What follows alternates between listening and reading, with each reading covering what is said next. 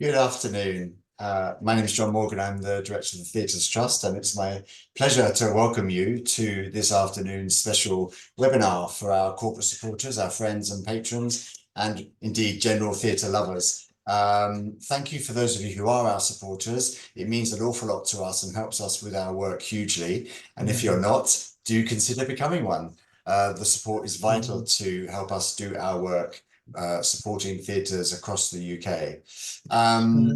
So I'm going to do a little bit of housekeeping before I then introduce David for him to give us his talk about his publication Modern Theatres 1950 to 2020. So first bit of housekeeping is just to note if you could as guests turn off your video and microphones just so that David can speak without strange background noises going on. That would be great. And if you keep those settings throughout the event, that would be wonderful. We will be recording the session for our records, so just so you're aware of that. If you would like to have captioning for the event, you go to the small CC button at the bottom of your Zoom toolbar and select live transcript. There are a few options that you can choose from depending on your preference, so I'll leave that to you to decide. After David has finished talking, we will have some of your questions. If you have questions you'd like to ask, we found that the easiest way to do that is to pop questions into the chat because it's easier for us to spot questions coming in. So in fact, you can put questions in at any point and we'll pick them up at the end. And I'll try and cover as many questions as you put forward.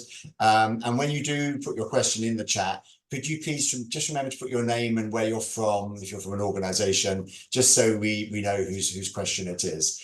If you have any technical issues, please also use the chat box for that, but just send a message directly to the Theatres Trust host. Unless you want everyone to know what your technical issue is, but it's the Theatres Trust host who'll be able to help you. So if you could direct any technical questions to them, but otherwise, if it's just a question for David for the end of the talk, then you can put it in to everyone, as it were. So to introduce David, he's a hugely respected theatre consultant, been working as a theatre consultant for 40 plus years. In some 67 countries, advising on diverse projects from national and international opera houses through to concert halls and theatres, and many smaller scale venues as well. Quite rightly, he's won a number of Lifetime Achievement Awards in the theatre and performing arts world. And we're really lucky to have him here today to talk about this fascinating book that he has compiled, Modern Theatres 1950 to 2020. It's an investigation of the most significant theatres, concert halls, opera houses and dance spaces that opened in that period between 1950 and 2020.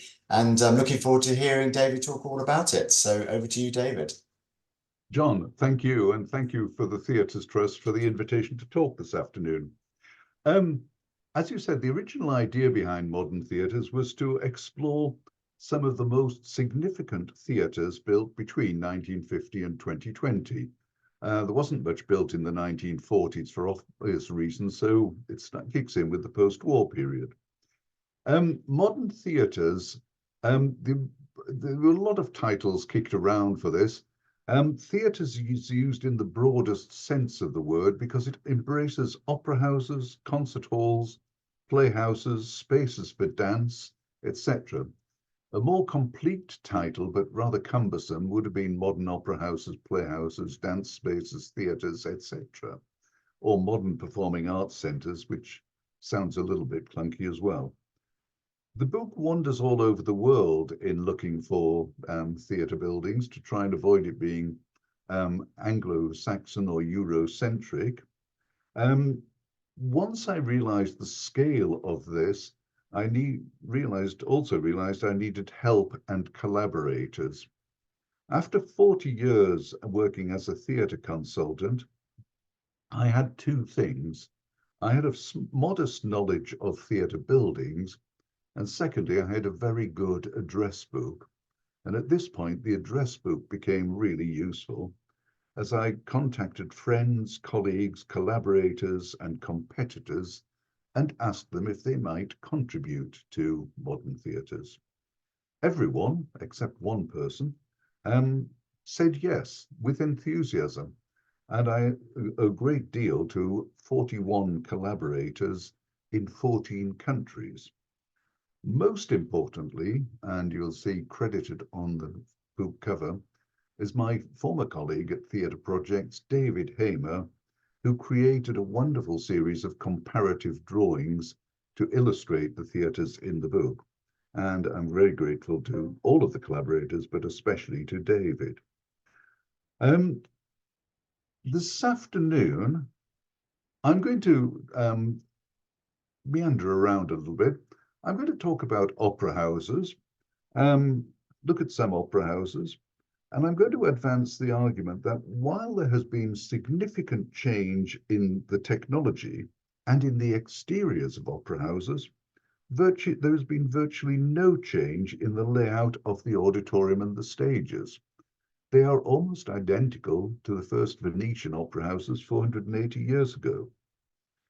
Going to move on to talk about concert halls and rooms for music, where there has actually been hugely significant change. For many years, many centuries,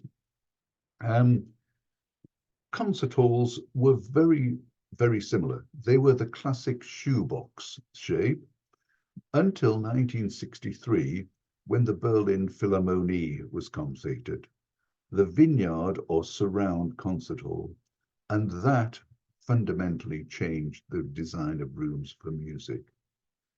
I'm going to talk a little bit about playhouses, theatres for drama, where there has been a lot of innovation and change, and talk about a couple of experiments that have around the world, which have or have not worked. I'm going to talk a little bit about the performing arts buildings, their role in the city, their importance in the city.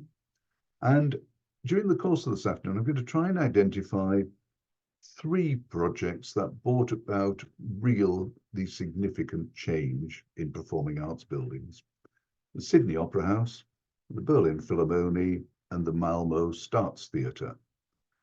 And I'm going to conclude in 2017 with 2 theatres I was involved in that year. This is not a theatre building. This is a TWA 707. And I want to argue that Transworld Airlines were responsible for significant change in the exteriors of theatre buildings and in fact, in the shape of buildings and architecture in general. In the early 1960s, the world's airlines, and particularly the American airlines, were fighting for a massive competition between them, both in the air and on the ground. On the ground, that competition was manifest most clearly at what was then Idlewild Airport in New York, now renamed JFK, where different airlines were building airline terminals. Pan American built their Worldport, and TWA created their flight center. Architect was Eero Saarinen, Finnish-American architect, and this building is as evocative of flight as you could get. It is possibly the most wonderful airline terminal in the world. It's no longer an airline terminal, it's now a hotel, you can stay there. But it also broke the mold of architecture. I would suggest that before this, most architecture, not all, but most architecture, most buildings were boxes. They were square, they were rectangular, they were rectilinear.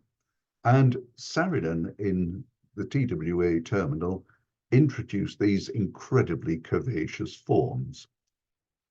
Saarinen is the chap on the right in this picture, and on the left is Sir Leslie Martin, the architect for the Festival Hall here in London. In the middle is a young man who is about to get an extraordinary architectural commission. Saarinen and Leslie Martin were on the jury for a major architectural competition for a big performing arts building. Some of you at this point probably know where I'm heading. You've heard this story before. There was to be 2 days of judging of the competition, and Saarinen was delayed. He didn't turn up on the first day because of difficulties. And on the first day, the jury shortlisted a number of schemes that they wanted to take forward.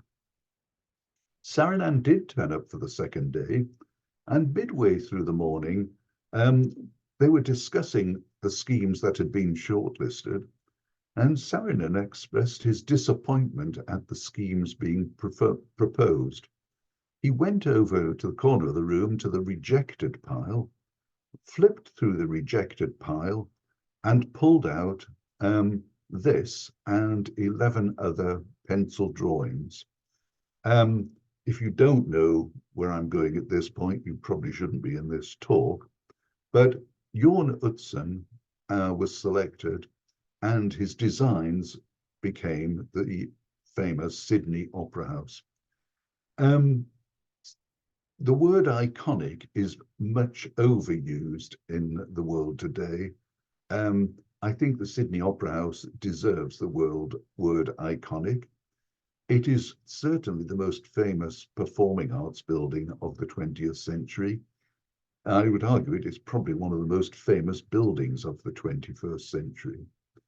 And you can see here, Saarinen's wonderfully curvaceous flight terminal is manifest in the Sydney Opera House. The building has gone on. Many years ago when I was young, one's impression of Australia was all about koala bears and things like that, open spaces. Nobody would ever have perceived Australia as being a richly cultured space. The Sydney Opera House changed that. Internally, it is not or was not as successful as it was externally. There have been renovation projects, and some of you may contribute to that discussion later.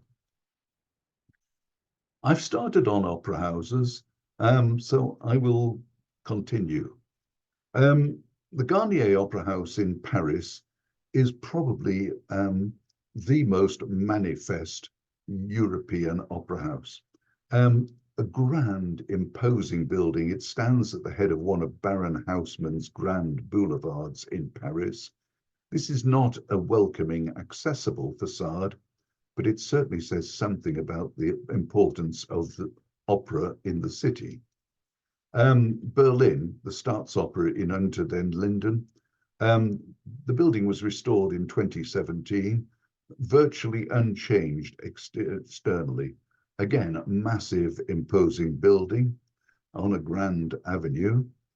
In London, we have the Royal Opera House, and we're a bit more, as Britons, we are Europeans, but we're slightly ambivalent about the arts and culture. So instead of locating our opera house on a grand plaza, piazza, or boulevard, it's on a back street, on Bow Street in Covent Garden. That's what opera houses used to look like. A number of architects around the world, Frank Gehry as one, Zaha Hadid another, many other architects have introduced these wonderfully curvaceous forms. This is Baku. This is one of the few theatres I'm talking about this afternoon I haven't unfortunately visited. Look at photographs. If you want to, Google Baku and this centre, and then look for photographs of the surroundings. This building is surrounded by large, monolithic, boring, almost Soviet-era blocks of flats. This is an extraordinary structure.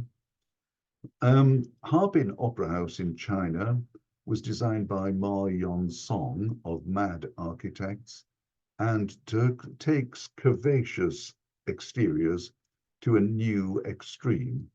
The interior, the main auditorium, looks as though it's carved sensuously from a wonderful block of wood. It has some of the characteristics of a horseshoe auditorium, but interpreted in a new fashion. Externally, people have started to change the appearance of opera houses. But I'm going to argue over the next 3 or 4 slides that internally, virtually nothing has changed. Nicholas Payne, former director of opera, both the Royal Opera House, English National Opera, and head of Opera Europa, wrote the chapter in Modern Theatres about opera houses, in which he argued the major change in opera houses over the last 400 years has been the introduction of surtitles. There were some private opera houses in Venice in the early 1600s. Teatro San Cassiano is believed to be the first public opera house, opening in 1637. There are no extant drawings or records of what the building looked like, except verbal descriptions, and this is a recreation based on those descriptions. But what we see here is stage, orchestra pit in front of the stage, main body of the seating on a very shallow rake or even on a flat floor. And then, in this case, 5 levels of box seating surrounding the auditorium in a horseshoe shape. And I would argue that actually that is the form of most opera houses since 1637, 480 years ago. The Italians 480 years ago got it right. Not much has changed since then. Move on a century to the La Scala Milan, one of the largest and most luxuriant opera houses. Here we've got, I think, 6 levels of seating stacked up above each other. One can only imagine how tricky the sight lines are from the boxes up at this very highest level. And on the left, the plan diagram showing that traditional horseshoe shape. The Royal Opera House in London, again, the horseshoe shape, not quite as many levels stacking up, but some really interesting seats up on the very highest level in this theatre. So generic plans and section of the opera house, of a typical opera house. Auditorium, generally with this wonderful horseshoe shape, orchestra pit in front of the stage. The stages have got larger. Rear stages, side stages, large fly towers have been added. Huge amount of technology has gone into opera houses today, but the fundamental underlying form is the same. Glyndebourne Opera House in Sussex, Michael Hopkins as architect, 1994. My colleague Ian McIntosh was one of the consultants on this building, working with Hopkins and Sir George Christie. He was not able to join us today, but he asked me to mention that when this building was being designed, there were 2 or 3 options for the auditorium design, of which this one was finally the one selected. The other 2 were much more conventional, large fan-shaped auditoriums. In this century, the Opera House in Oslo opened in 2008. Again, the horseshoe shape, stacked auditorium, warm wooden auditorium. The chandelier overhead, I think, is possibly less successful than many other chandeliers in modern theatres. LED lighting may bring many advantages in theatres. It does not enhance this particular chandelier. Oslo is a completely different form of structure. The architect Soheta created a building which literally rises from the fjord. You can come out of the opera house, walk down to the edge of the building, and you can go for a swim in the opera house. Alternatively, you can go in the opposite direction, walk up the roof of the building onto the prow of the opera house. They created not only an opera house, but actually a tilted civic plaza in this building. Building in winter. Top left, the foyers showing audience members on an audience member on the roof. And bottom right, these 2 blocks enclose the toilets, the public toilets. designed by Icelandic designer Olafur Eliasson. They are probably, I think, the most elegant toilet blocks in any theatre building. Oslo has, as any modern opera house does, main stage, rear stage, 2 side stages, quadrant stages. It has flying systems and cloth storage overhead, elevators, revolves, all sorts of things in the main floor. This animation goes on for a little while. So when we finish the presentation, I'll set it to run and you can see the whole thing.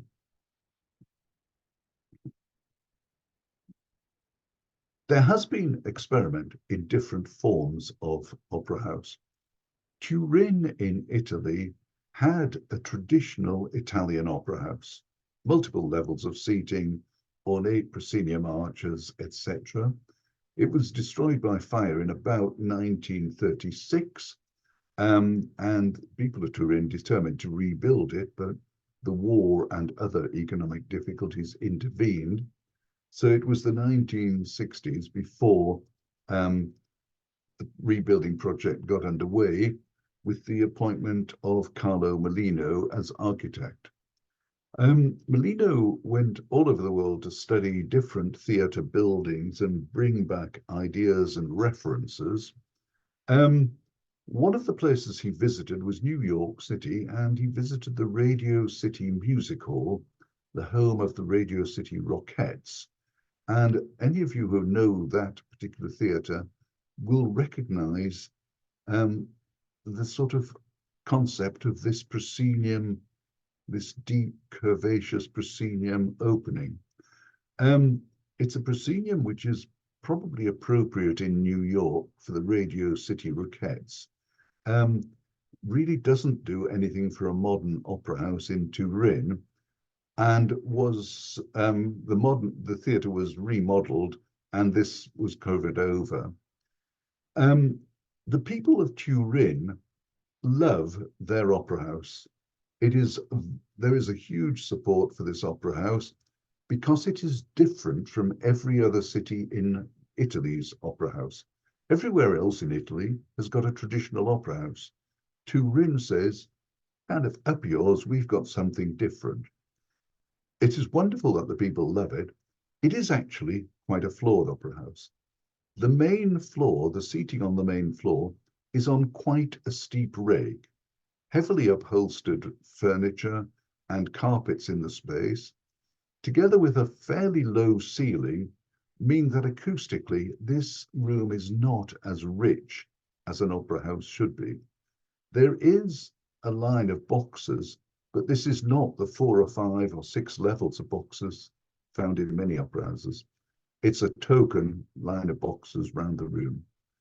An experiment, the people of Turin love it.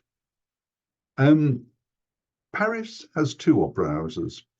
The Garnier Opera House, which I mentioned earlier, is fantastic. It is one of the world's great opera houses, both externally and internally.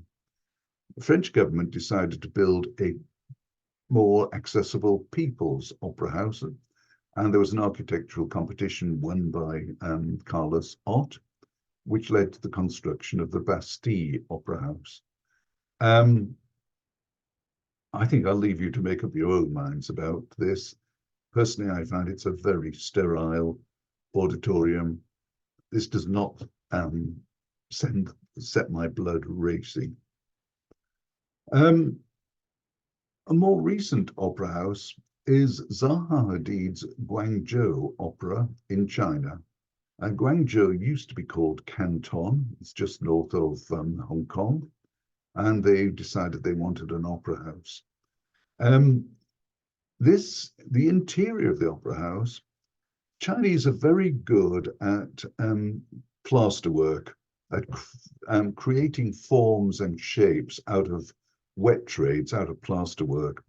And the interior of this building, with its boxes of seats coming down the side walls here, is a wonderfully extravagant modern opera house. Unfortunately, some of the extravagant designs extend to the rehearsal rooms as well.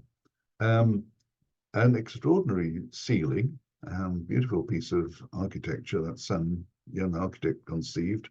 But this is a ballet rehearsal room in which dancers are trying to get a line, establish a balance, trying to do that in a room with a ceiling as exuberant as this is not easy. Internally, Guangzhou Opera House uses wet trades. Externally, has a tiled exterior, and this is one of Zaha Hadid's first projects in China.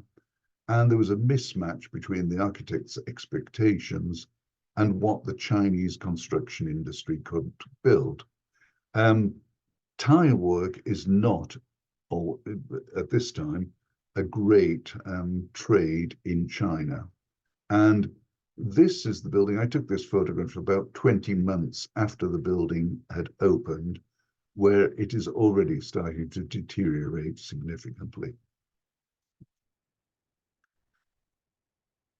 Done with opera houses, concert halls, or rooms for music.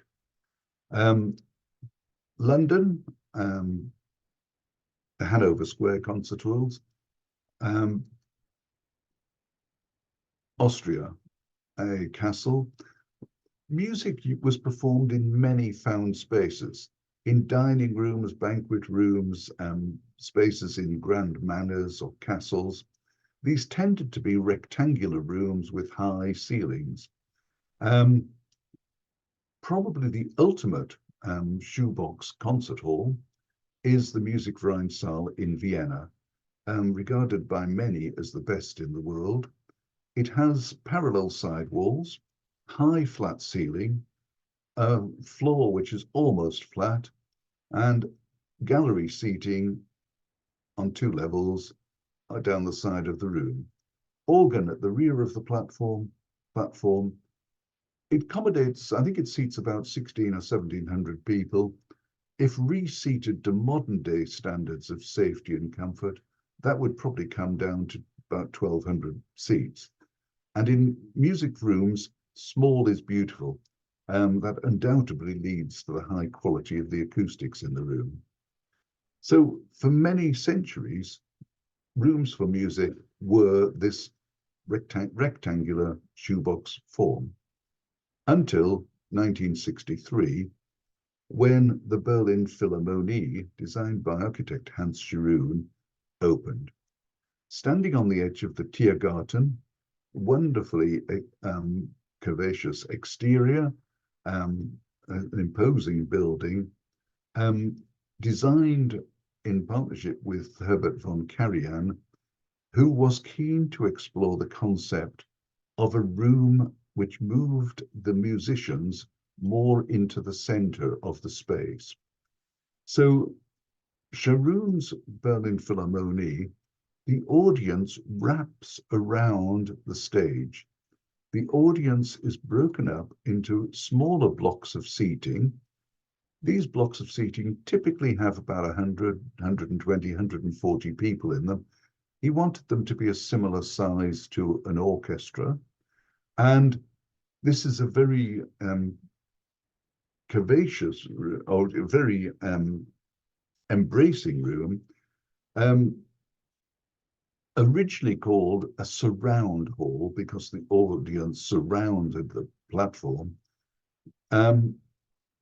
Scharoun was the first person to coin the expression vineyard for this form of concert hall, because he said the musicians it's as if the musicians are at the bottom of a vineyard with lots of tiers of vineyard rising above them.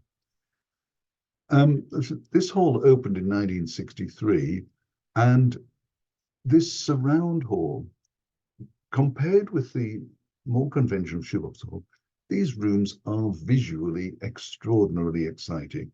These are exciting rooms in which to watch music. Question is, are they as good acoustically as the more traditional concert hall? Clients and architects fell in love with these rooms. they have been replicated or emulated all over the world. And I believe that the Berlin Philharmonie was probably one of the most important rooms in the 20th century in terms of changing theatre and concert hall architecture. That's why it's on the front cover of Modern Theatres. Frank Gehry in Los Angeles designed their new concert hall, the Walt Disney Concert Hall. This was built as a memorial to Walt Disney and paid for by his family. If there is one man in the 20th century who probably didn't need a memorial, it probably was Walt Disney. Nonetheless, new concert hall was designed. Externally, it has all of the flamboyance of a Frank Gehry building with titanium-clad curved surfaces. Internally, a lot of audience down the sides of the auditorium and then across the rear of the auditorium.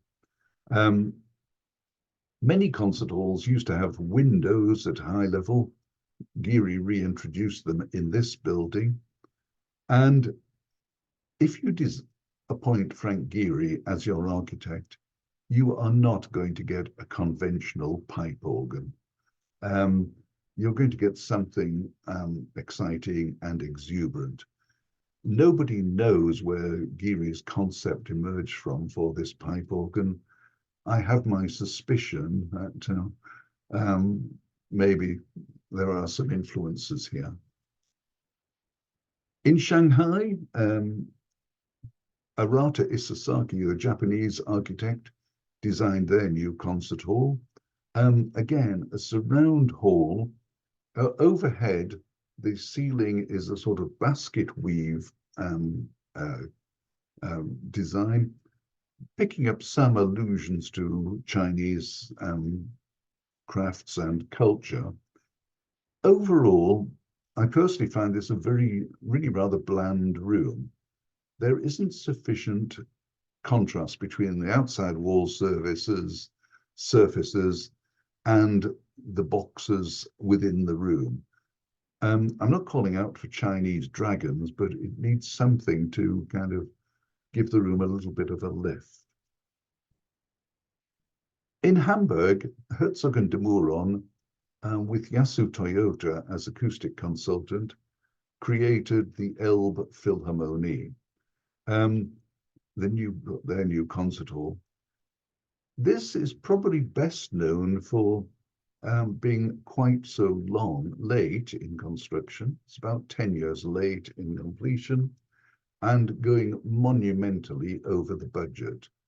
Cost of this building, including the associated hotels, etc., was about 790 million euros.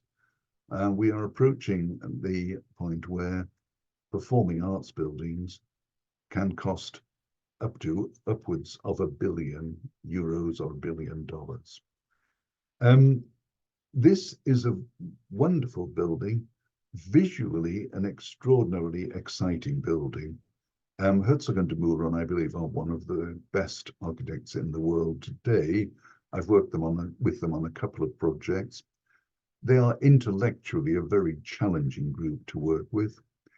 On the left, you can see a shot into the auditorium, and all of these blocks of seating are cleverly connected by steps and alleyways. You can move inside the auditorium to every level in the building. Bottom right, you have the view looking at the platform, and you can see there are a very large number of seats, either on the sides of the platform or behind the platform.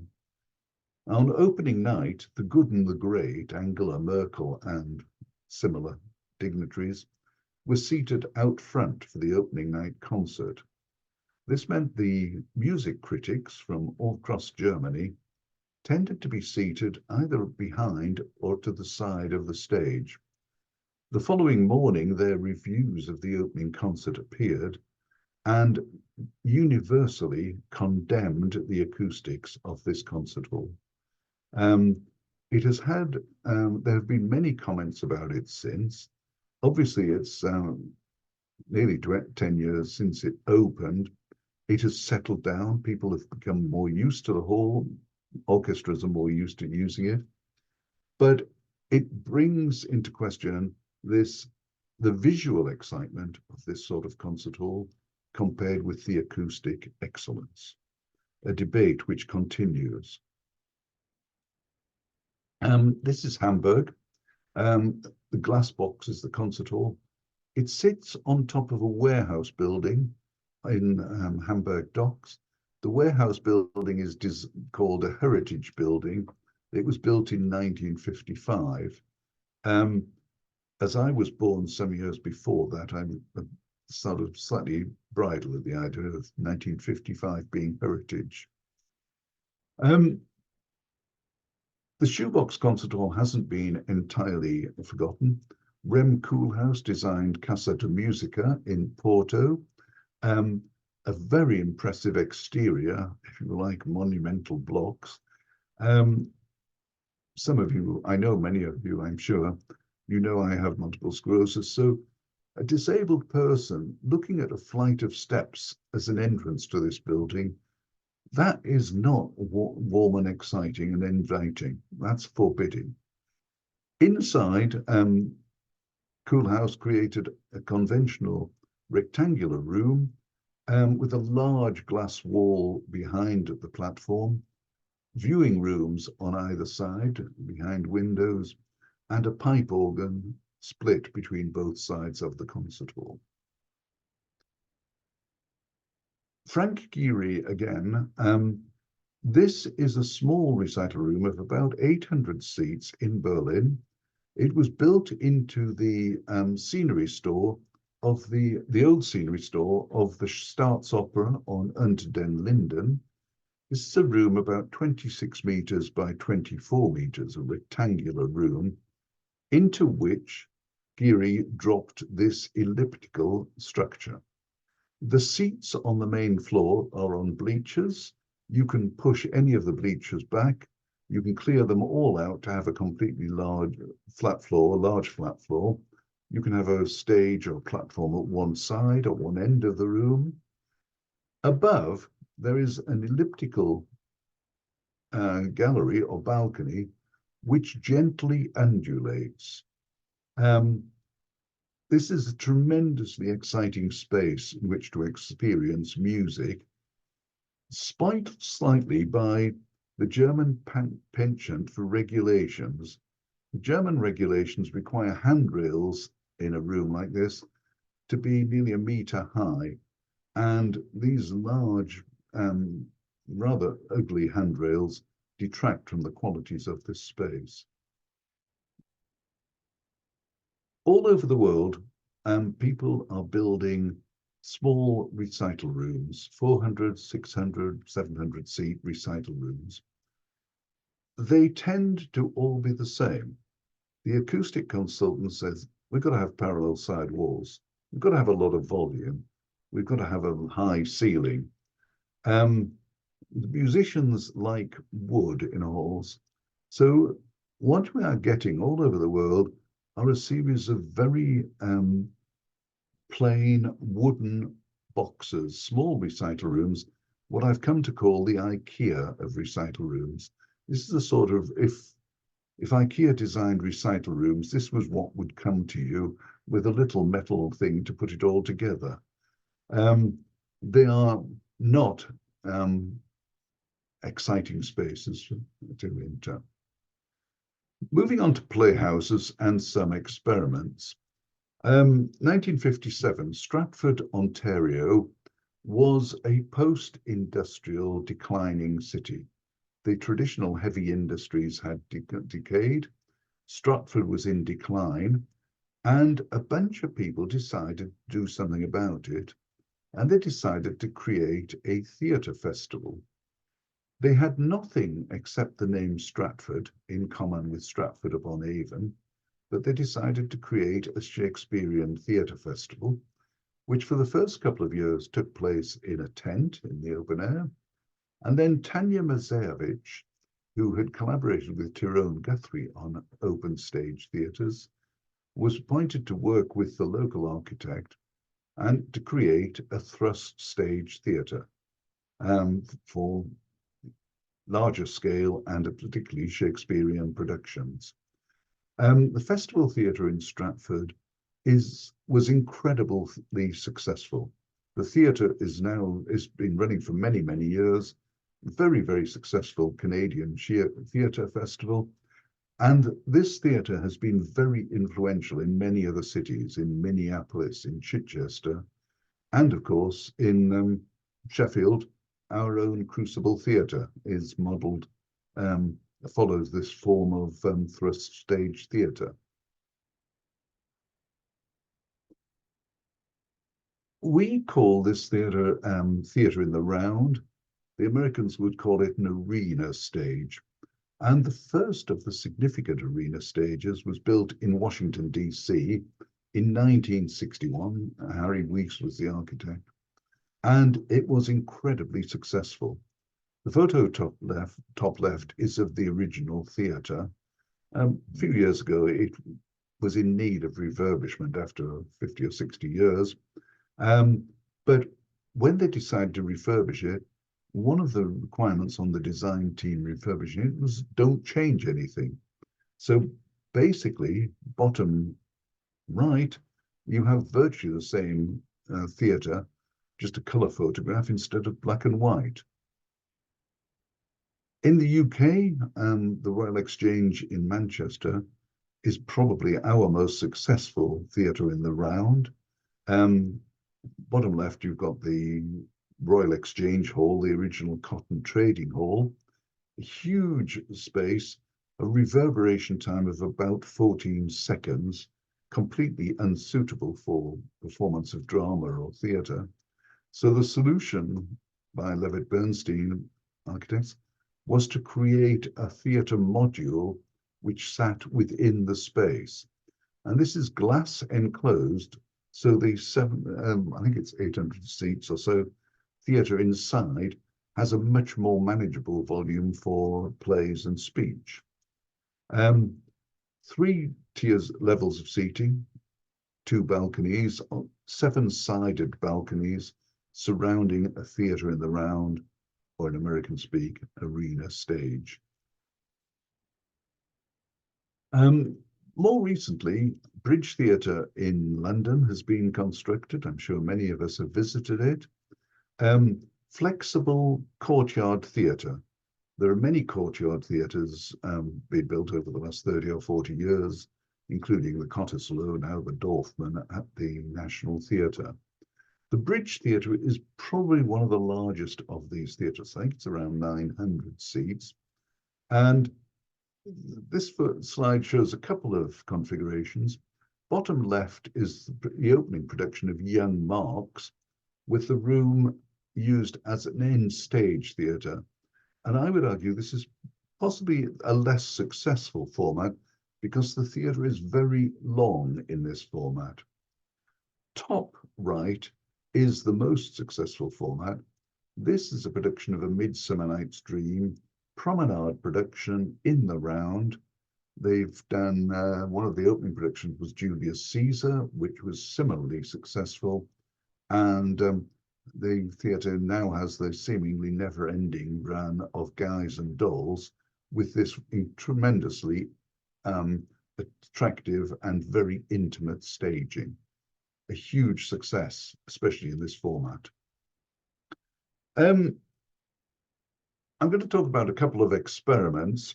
Frank Lloyd Wright was probably the most famous American architect of the 20th century. He produced some extraordinary buildings, never quite got the hang of theatre buildings. Lloyd Wright died in April 1959, and over the succeeding months of that year, 2 buildings opened.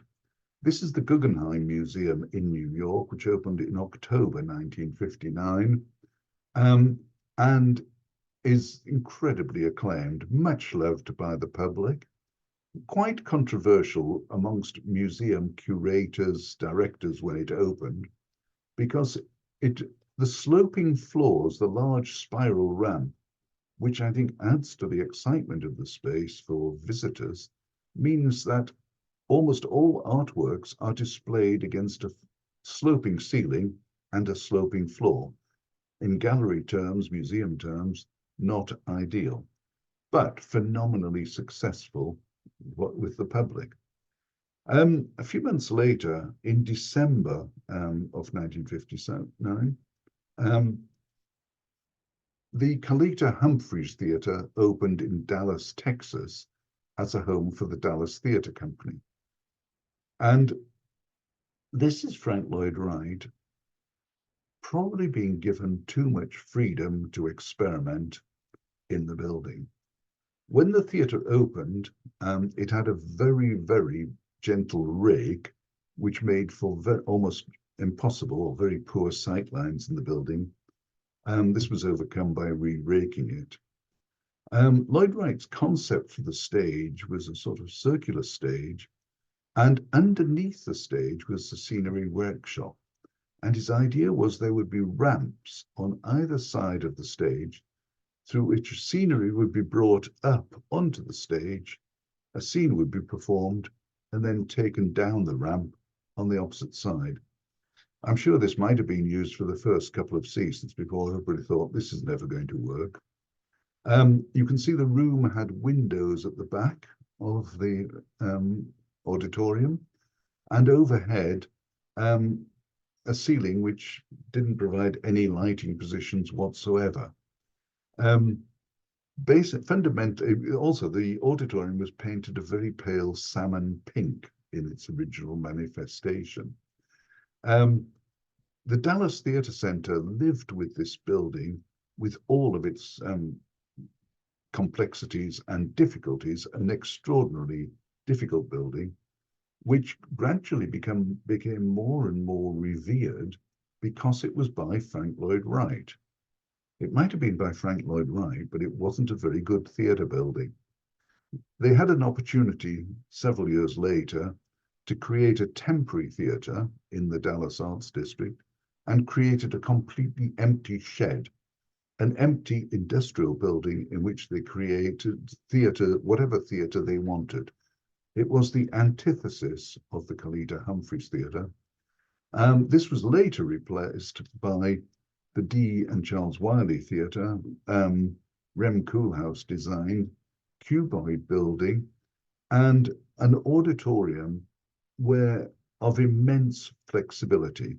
The floor is flexible. These gallery seating units are suspended from the ceiling. They can be lifted up and retracted into the ceiling to change the shape and configuration of the room. Large windows around the room. In the Frank Lloyd Wright building, they have probably one of the most inflexible buildings in the world. In this, they have something which is possibly, it's an experiment. People should experiment with theatre buildings. Whether this experiment should ever be repeated, interesting question. A second experiment is the Schaubühne in Berlin. Top left, a drawing by Erich Mendelsohn of the Universum Cinema, built in the 1930s and in the style moderne, that streamlined style. Wonderful drawing. I like just including this drawing because it's so wonderful. Extensively damaged inevitably during the war. It was rebuilt after the war and used as a cinema for several years before it was offered to Peter Stein and his theatre company, the Schaubühne, as a new venue. This is an incredible, they created an incredibly German mechanical factory for producing theatre.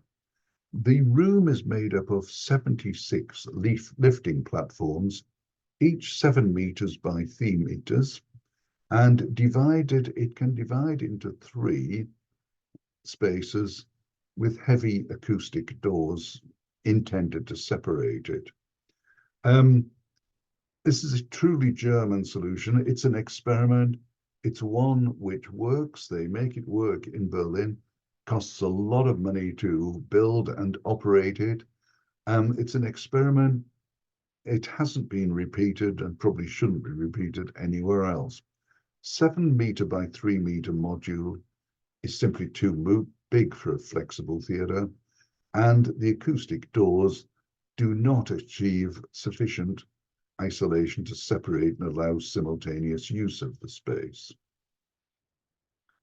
Third experiment, more recent, in New York, is the shed at the Bloomberg building in New York by Dilla Scofidio as architects. There is a tower building here which is not related to the cultural centre. A fixed portion of the building here has 4 levels of gallery space, and then this sort of inflated pillowed building structure is movable. This can track backwards and forwards over the fixed building. When it is in the out position like this, it creates a very large, high volume, but actually quite small seating capacity. Room seats about 1,200 seats, space for performances. It has virtually nothing in it. Everything has to be brought in. So you can see it's virtually flat floor seating in this configuration. When the structure is retracted, you get a large open plaza. This project cost about $500 million. It's in New York City. It's full of wealthy people. It costs a lot of money to build. It costs a lot of money to operate. It's an experiment that should be done once. It should be done in a very wealthy city like New York, and probably shouldn't be repeated. At this point in a presentation like this, after 20 or 25 minutes or 30 minutes, I found myself sitting here thinking, David, you're sitting here in Muswell Hill talking to your screen. I wonder if there's anybody out there still awake. But I'm presuming there are at least 3 or 4 people being paid by the Theatres Trust to attend this talk. And if any of the rest of you are still with us, my gratitude to you. We're almost at the end. Final few slides talking about the place of performing arts buildings in the city. I've talked about Paris, Palais Garnier before. Magnificent building, magnificent location. Berlin in 1961. Well, the 1950s, 1960s were not a great period anywhere in the world for architecture, and certainly not in Berlin in the case of the Deutsche Opera. The side facade is more interesting than the front facade. The scope of modern theatres was 1950 to 2020. It was expanded to 2022 at the request of the publishers. This theatre actually falls slightly outside of the scope. The intention was the book would start in 1950s. It in fact starts in 1951 with the Royal Festival Hall, which was probably the first significant building created anywhere after the war. In Malmö, in Sweden, this theatre opened in September 1944. Sweden was neutral during the Second World War, and Malmö built what I think is probably one of the only buildings built in the 1940s, the Staats Theatre.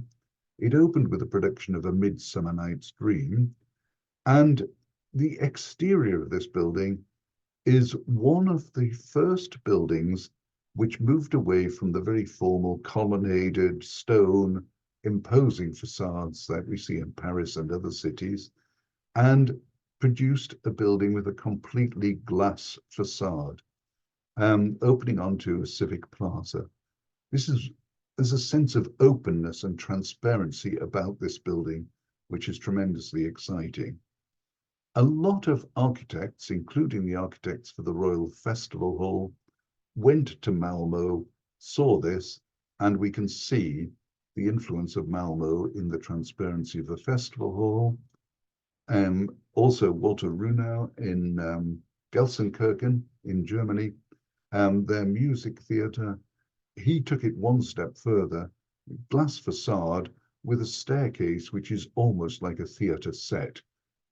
Entering the theatre, entering the foyers is a piece of theatre in this building. To recap, we've talked about opera houses, concert halls, playhouses, performing arts buildings, and I said I'd try and identify 3 buildings that I thought brought about real change. These were the Sydney Opera House, which introduced the idea of curvaceous exteriors to not just theatre buildings, but to buildings in general.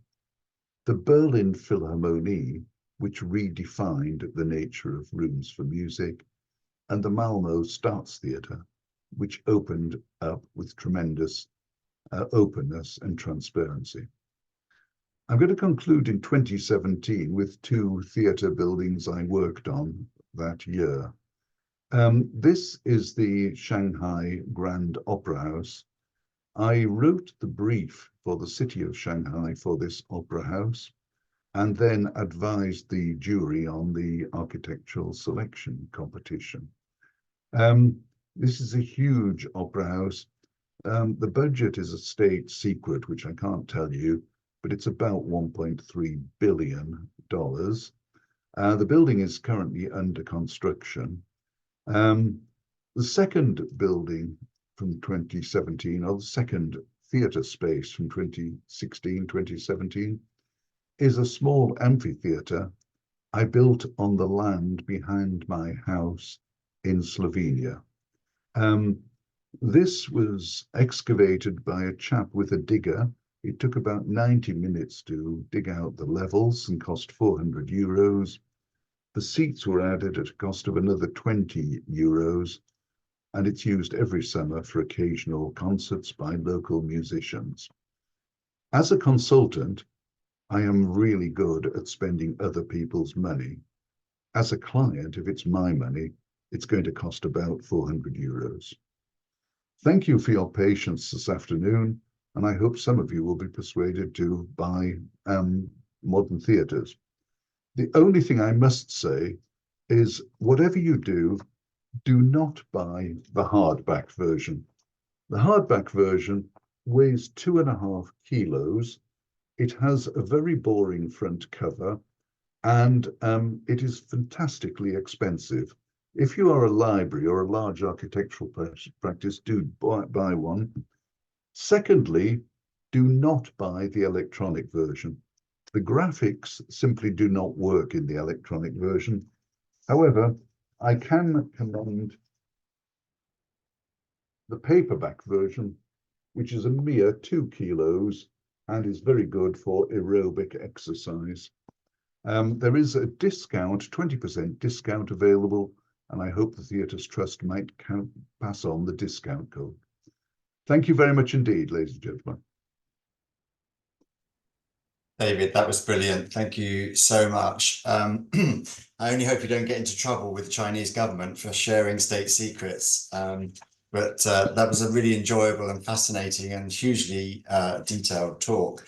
We've just put a link up, David. Is that the correct link? The moderntheatres.org website link for buying the book?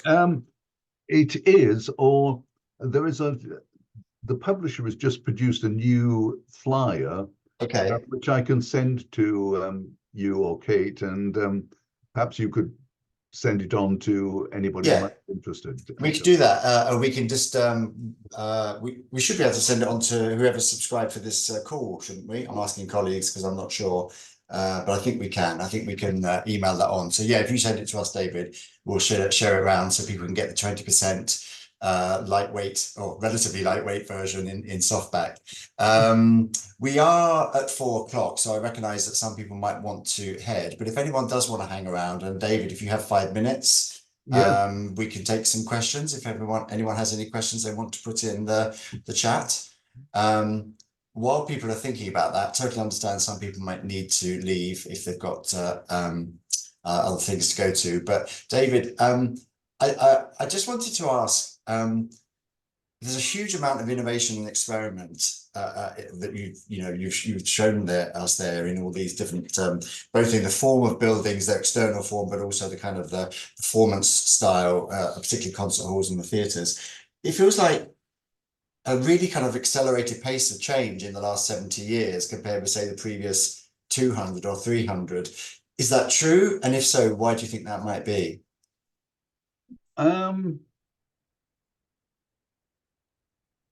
I think, well, was the pace accelerated? Obviously, in this country, there was the golden age of Frank Matcham theatre building. We built theatres at that time at a furious pace. So we built theatres probably at a much slower pace since then. Post-war, there were all sorts of innovations came along. Cinema was in its ascendancy, television came along, live performance continued. Many new cities, not necessarily new cities, but different communities wanted to build performing arts buildings. Traditionally, performing arts buildings were perhaps in Europe, Britain, North America, but obviously in recent years, there's been a hell of a lot of spaces built in the Middle East, in China, in Korea, all over the Far East. So there has been a lot of new construction. A lot of that construction has been of theatres that have been built for users, for groups that needed a new concert hall, a new opera house, a new drama theatre. Some of them have been built for different reasons. Some of them are built for matters of prestige. Certainly in the Gulf, there's been a sort of arms race of theatre buildings. Well, so-and-so's got an opera house of this, we've got to have an opera house with a bit more gold leaf and a bit bigger. So yeah, I think there is an accelerating process of theatre buildings going on, John. Okay, thank you. I've got a couple of questions that have come up in the chat. So Annie Hampson, who's actually one of our trustees, thanks for joining us, Annie. Her question, a bit of a loaded question for a theatre consultant. Who are the most important contributors to getting theatres right? Well, after the theatre consultant, it's difficult to say. I've never quite worked out what the other people did. Being honest, John, I would say there are four significant people involved in building a new theatre. One of whom, and probably the most important, is the client. The client must play an active role. It is their building at the end of the day. Some clients are quite passive and sort of say, okay, Mr. Architect or Miss Architect, get on with it. That's generally not a good idea, because you get somebody like Frank Lloyd Wright who's going to screw up your theatre building. There is the architect, who is obviously very important. Traditionally, the architect was the leader of the design team. 40, 50 years ago, that was true. Today, we have project managers, we have value engineering, we have cost consult, we have a whole panoply of people. The architect's role has in some ways been diminished. The theatre consultant is very, very important. And I will say the acoustic consultant is also an important player in this. The best buildings are where there is a certain equality between those people. If any one of those people dominates, the building will probably get screwed up. If the theatre consultant dominates, you may end up with something which is wonderfully technically sophisticated, works in every sense like that, but isn't actually a good piece of architecture. If the architect dominates, things can go wrong. If the client dominates, you do get some situations where the client dominates and the building is on time, on budget, but at the end of the day, it's not actually a great building. Rather long and complicated answer, but It's go to a the theatre consultant first. it's a long and complicated process, and you gave some examples in your talk of theatres where you felt the architectural design had been compromised for acoustics and vice versa. And so, yeah, one can see often you can learn by the mistakes more than you can by the things that went well. Yeah. So another question, personal one for you, about what's the favourite of the buildings that you've worked on? And that's Richard Bunting who asked that question. What a really good question. I went in August this year, I went back to Oslo. I worked on the project in Oslo, the opera house there, with Snøhetta and the Norwegian Opera Company. The building opened about 12 years ago, so I was revisiting for the first time in 8 or 9 years and had an opportunity to see a performance there and to tour the theatre.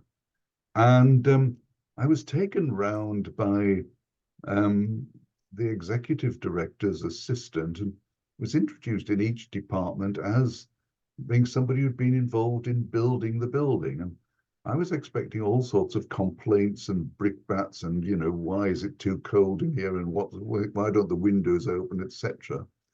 And the people love the building.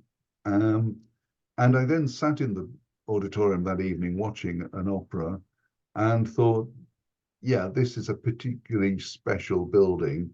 The architecture by Snøhetta, that white structure rising from the fjord, is a truly extraordinary. I would use the word iconic about that piece of architecture. Mm.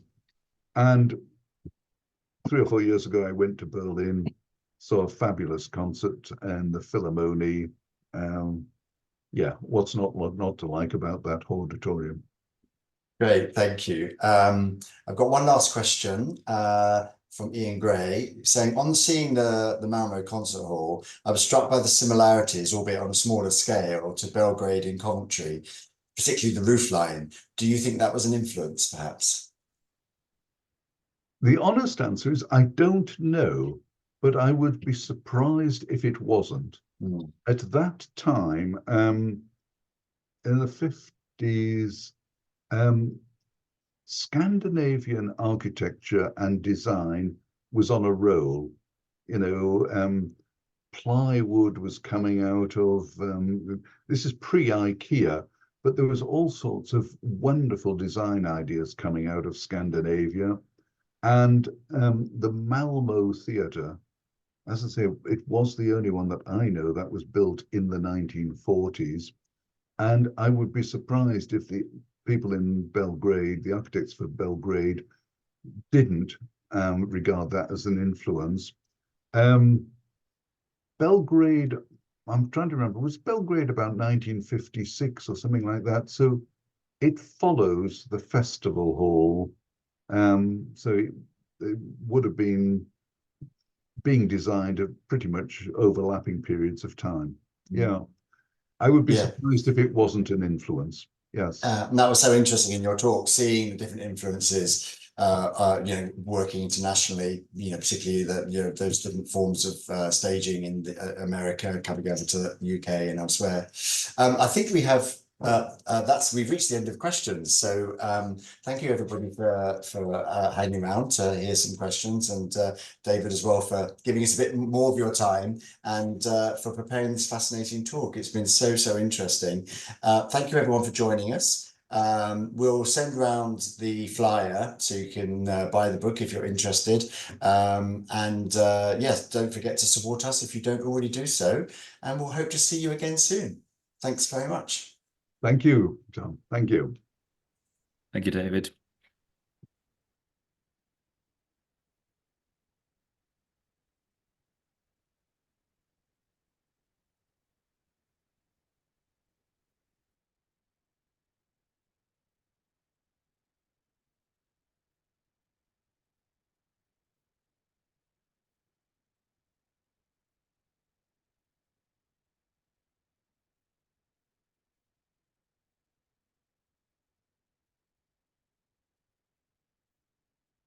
How many participants do we top out at this afternoon? I think we were around about 60, something like that, I think. Oh, excellent. Yeah, no, it was great. And apart from obviously some people had to go at 4, we had a good turnout. Yeah, but most people stayed on the whole time. So you didn't 25 minutes in lose the audience. I do feel that, I don't know whether you found this with doing Zooms, after 20 minutes of sitting in your living room, you know, talking at the screen, at least if you're doing a Zoom, I can see you nodding your head now. Yes, yeah. When you're looking at only your own images and you think, shit, is there anybody still out there? It's very strange. It Yes. is very strange. Yeah. Yes, I think that's everybody's left the room now. But Yeah. David, that was amazing. Thank you No, so